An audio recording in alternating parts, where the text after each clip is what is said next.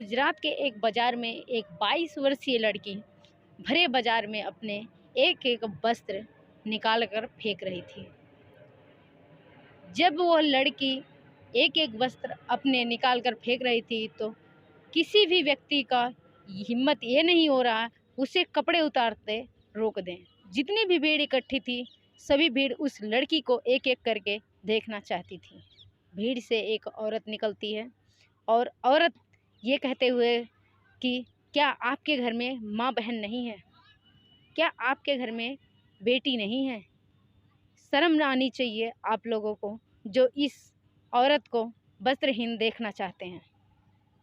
और वह औरत भीड़ से निकल कर जाती है, उस लड़की को जो 22 वर्षीय लड़की थी उसको कपड़े पहनाती है। उसके बाद वह औरत अपने घर चली जाती है। घर जाने के बाद कुछ ही दिन बाद उस औरत की हत्या हो जाती है।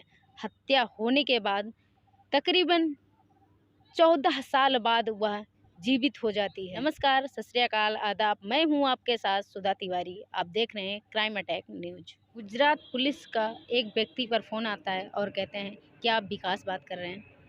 आदमी बोलता है हाँ मैं विकास बात कर रहा हूँ। आप कौन? बोलते हैं मैं थाना इंचार्ज बोल रहा हूँ। आप अपनी वाइफ का यानी आप अपनी पत्नी का फ़ोटो भेजिए।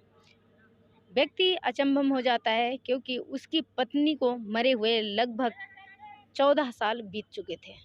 कहते हैं सर मेरी पत्नी को तो मरे हुए लगभग 14 साल बीत चुके हैं। ऐसी क्या बात हुई जो हमारी पत्नी का फ़ोटो मांगा जा रहा है? पुलिस वाले कहते हैं नहीं, आपकी पत्नी हमारे पास यहाँ मौजूद है। आप शनाख्त के लिए उनका फ़ोटो भेजिए। क्या वही है, आपकी पत्नी ही हैं? वो कहता है कि सर आप मजाक तो नहीं कर रहे? जिसको 14 साल मरे हुए हो गया था, जिसके केस में पूरे घर वाले जेल काट कर भी आए थे, क्या वो 14 साल बाद पुनः जीवित हो सकता है?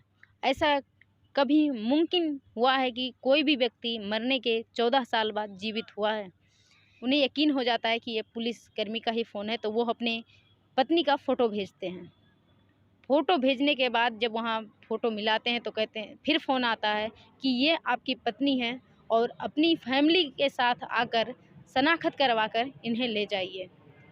जब यह इतना सुनते हैं तो ये चौंक जाते हैं और कहते हैं कि सर मैं तो कैंसर से पीड़ित हूँ, मेरा तो पता नहीं कि मैं अभी मरूँ या 2 घंटे बाद मरूँ या कब मेरा दम निकले। मैं तो चलने की स्थिति में नहीं हूँ, लेकिन फैमिली को भेज रहा हूँ। जब फैमिली वहाँ पहुँचती है तो जिस औरत को उन्होंने तकरीबन 14 साल पहले दाह संस्कार किया था, वो सामने खड़ी देखकर चौंक जाते हैं।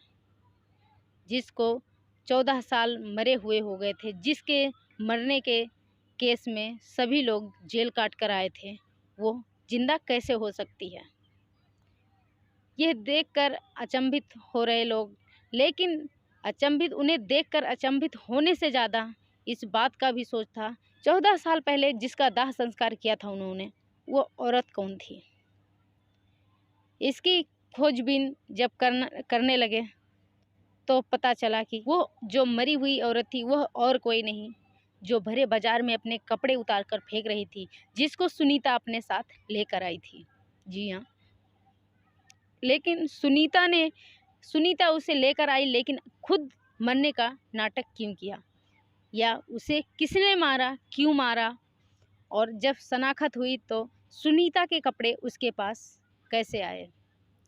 इस बात का जब तहकीकात होने लगा, जब पुलिस और सख्ती से पूछताछ करने लगी तो पता चलता है कि सुनीता किसी और लड़के से प्यार करती थी। शादी हो जाने के बाद वह लड़के को छुप छुप के खाना देने जाती थी, छुप छुप के मिलने जाती थी।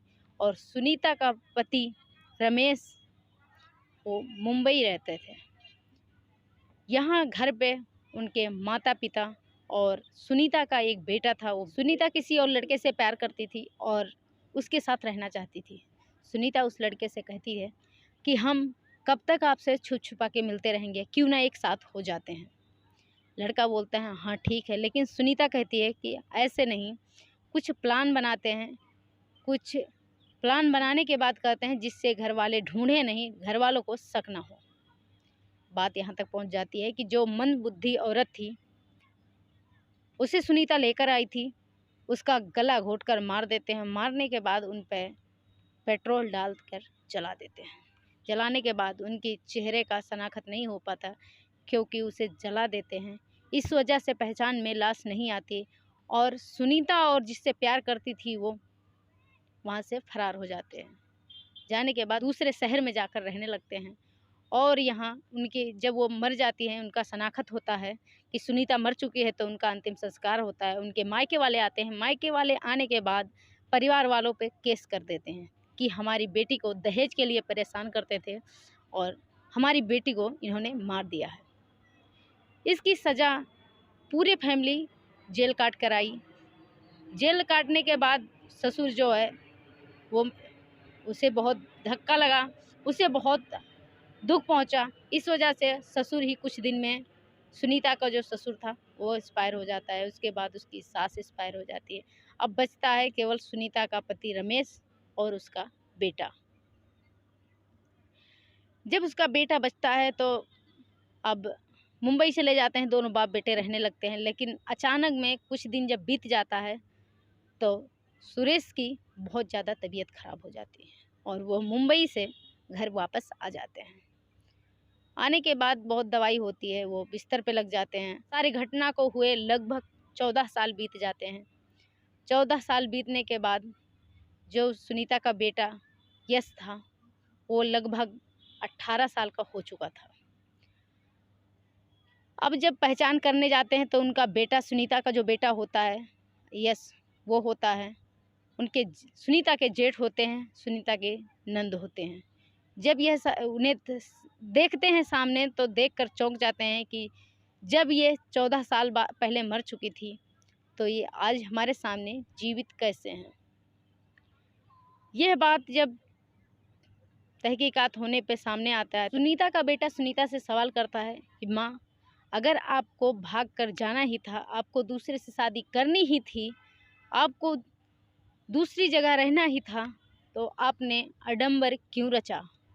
आपने किसी की हत्या क्यों की? क्योंकि आप बताकर भी कर सकती थी। आपके इस हत्या करने की वजह से बाबा भी ख़त्म हो गए, दुनिया छोड़ चले गए, दादी भी चली गई, पापा की भी कैंसर है, वो बिस्तर पे पड़े हैं। हमारी पढ़ाई 7वीं के बाद नहीं हो पाई है। इस ड्रामा करने से आपका तो कुछ नहीं हुआ है, लेकिन हमारी पूरी फैमिली बिखर गई है, पूरी फैमिली बर्बाद हो गई है। इस वारदात को करने से आपको क्या हासिल हुआ? माँ, पूरे गांव वाले बाबा को यही कहते थे कि एक सीधी सादी औरत को मारने का सज़ा ही घर वालों को मिला है। पापा को कैंसर हो गया है, पूरा घर बिखर गया है, गांव वाले रोज़ रोज़ ताने देते हैं। इससे आपको क्या हासिल हुआ? इस कहानी को बताने का हमारा एक ही मकसद है कि आप सजग रहें, सचेत रहें और ऐसी घटनाओं को लेकर होशियार रहें।